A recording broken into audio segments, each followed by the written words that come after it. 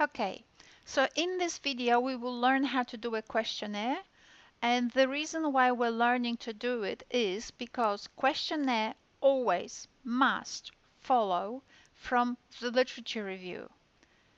The literature review has to actually use a methodology of analysis, right? So the literature review is to actually support us in organizing our thoughts, and the questionnaire is now helping us to see what other people think about the outcomes we have obtained from the literature review.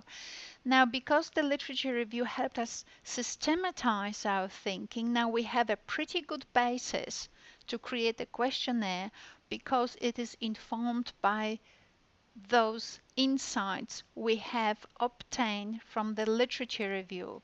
So the questionnaire is no longer and must never be based on intuitive questions, because the way communication and meaning and culture functions is that the questionnaire can actually be informative or can be quite damaging.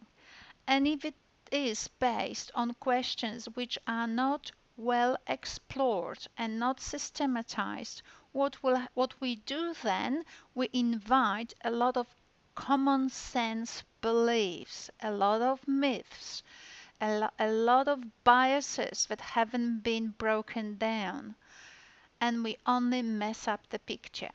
Okay, so you've done your literature review, you have a pretty good understanding what is happening in the literature or in the context that you're exploring. Here, I'll just show you how it looks more or less. So you've got all these understandings of what happens in relation to this and this, in relation to this and this, right? You explore it. If you actually switched into this video without seeing my podcast about doing the literature review, please watch the other one first. Okay, so coming back now to the questionnaire.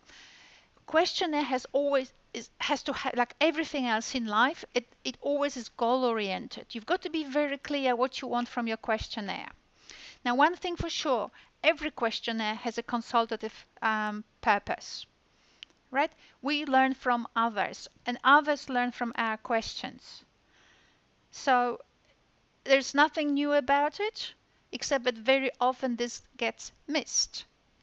But let me be very clear. Our questionnaire gets information from others and impacts on our research, and also we, with our questions, make other people engage in reflection. So that's very important, always consultative.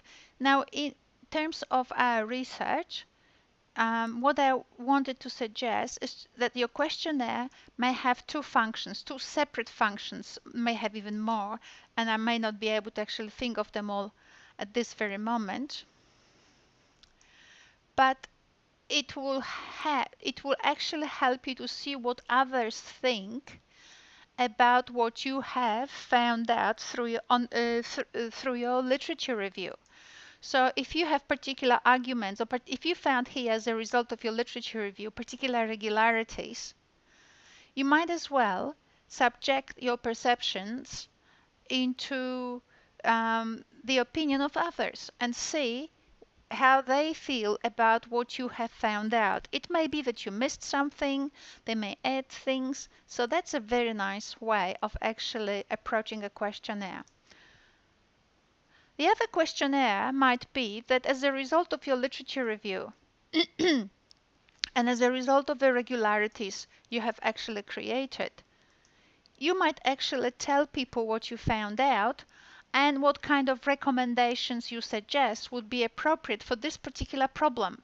So if things happen, good things happen here, but something is missing here, you might actually say, well, I found this regularity, I think I was investigating this and this, I found this regularity here, things are missing, therefore I recommend.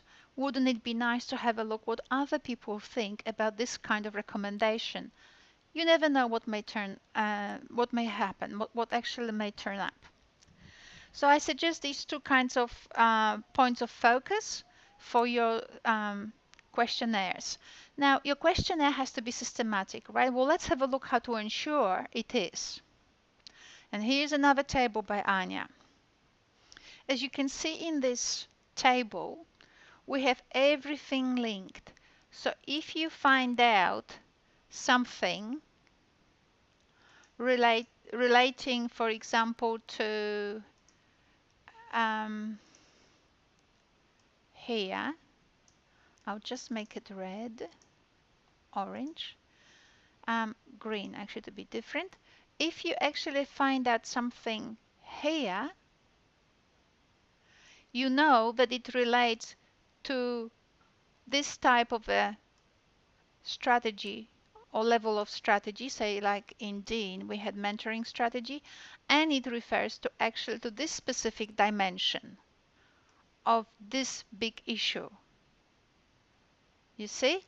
So your analysis of your questionnaire will not be, lots of people say different things and more research needed, but you can actually see if you organize your questions in following this particular structure that actually informed your literature review. Now you can actually organize people's your own questions, and then your analysis of their responses in relation to this structure. Isn't that cool? So now, for example, if you want to find out what other people think, what of the kinds of what other strategies, say for example, schools construct, right, in relation to this dimension, you might actually create questions. And notice that it doesn't mean that one strategy, one question. I said many. Another strategy, another question, and I said many. Another strategy. You don't have to have many, but what I'm saying is one strategy doesn't necessarily mean one question, right? You can have many questions in order to actually address some aspects of it. So if you want to find out what other things people do in schools, you might actually pose questions for each of those strategies, right? Here, and here, and so on. Repeat this for every other dimension, right? So you get a lot of questions, quite a good spectrum of perspectives, which are very well organized because they will be informed by what's in all of those slots, all of them relating to a specific dimension and all of them relating back to the issue that you're investigating. Now, if you want your respondents to have more views about what they think should be done, make sure that you remember one thing: the survey or computer doesn't think. It's you, the designer, who thinks. So you have to make room in your questionnaire for those questions like suggestions by other people in a way that doesn't produce 50 pages by those people. So try to constrain those questions in a way that actually allows you to deduce, to elicit responses in a neat way. But remember, if you actually look for suggestions regarding what else can be done, those suggestions will still be linked to those specific strategies, or maybe to those strategies, to something in here, I don't know. But I think that if you actually want them to say more, then everything links back here and again to the dimensions and to the question, to the main question of a project, right? So your questions regarding what they think should be done need to be arranged in your questionnaire under the slots relating to different strategies so that the order is maintained. so that when you actually look at the responses, you don't get just a list of 99 answers. They need to belong to strategy here, right? To this one, or to this one, or to this one, and also maybe to specific, and definitely to specific sub-strategies as well, right? So they actually have their place in the questionnaire. So one more thing, when you actually ask your respondents to give you their perception of or their opinion on your recommendations, it would be important that your respondents actually know the context that has actually led you to those recommendations, and you can ask me how to do it. Well, I think that it's a very interesting exercise, and I do not have an answer. But one way that I could suggest to do it is actually to to not actually do a questionnaire in a way that simply ask respondents to give answers to your 5 recommendations, but actually break down these recommendations to specific aspects. Oops, sorry. Um,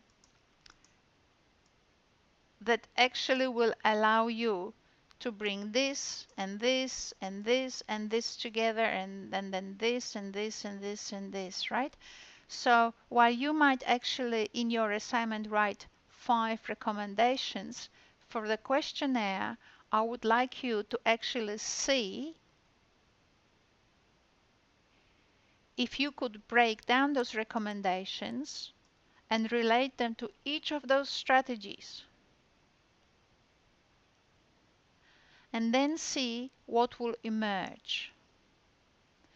Now, it is an exercise in thinking, and you may not actually see it now as I am talking, but as you actually start designing your questionnaire, and after you've done your literature review and it's all ordered and everything, it might actually become more clear. But the point that I wanted to make regarding this concern with recommendations is there is no point of sending 5 recommendations to people and actually saying, mate, what do you think? Because each of your mates comes from a different country, different culture, different perceptions, different understanding of what education is all about, and you will get a mess. So the more you can break it down, the merrier. And one way I'm suggesting is to actually break down these recommendations into very, very narrow, small recommendations here. And then, as you look at the way you broke them down, have a look whether they actually are aligned with those 5 broader recommendations that you were to suggest in your assignment. And if they more or less are aligned, then your questionnaire is ready to be sent out. Now that's gonna be fun. So the fun here in this part of our unit relating to assignment 3 is not to write answers and comment. That's not the fun. It's how do you actually ask the right questions about your own work. It's a skill. And that's why assignment 3 is not as big in text, because we're no longer actually writing. Now we're thinking of constructing questions about our own project, and then doing it in such way as to reduce ambiguity on the part of a respondent, get as much information as possible and in an ordered way so that you can actually make sense. So assignment 3 is most difficult because it actually asks you to think about questions as opposed to just talk. So I think I'll finish here. And just in case you think this is all I have actually worked out by myself, in a way Well, actually, I haven't, right? I haven't worked it all out by myself, although I definitely brought in my individual dimension here. A lot of people know about ANT, which is the actor network theory produced by this famous professor from France. And there's a particular quote you might from this professor you might want to read. And what he is saying, it's an art to create a network that will reveal a description of the phenomenon. It's an art and it's really difficult, right? So what I'm teaching you in this unit is actually to create um, a, um, a plan of relationships that will now then help us reveal what's going on. And we did it in two ways. One is through your literature review, and the other one is by challenging us to actually engage others through a questionnaire and see what others think about what we're doing. I hope this is clear enough, and we still have a few weeks to interact together to polish all this. Thank you very much.